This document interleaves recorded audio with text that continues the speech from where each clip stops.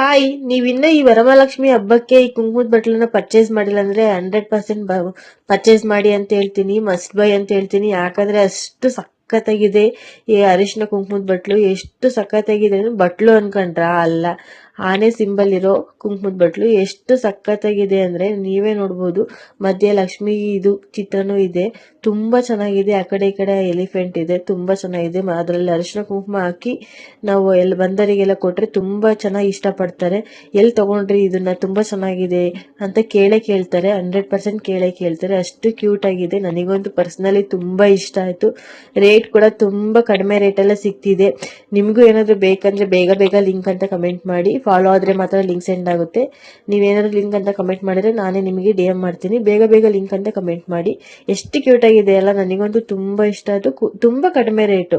ಯಾರು ಮಿಸ್ ಮಾಡ್ಕೋಬೇಡಿ ಈ ಆಫರ್ನ ವರಮಹಾಲಕ್ಷ್ಮಿ ಹಬ್ಬಕ್ಕೆ.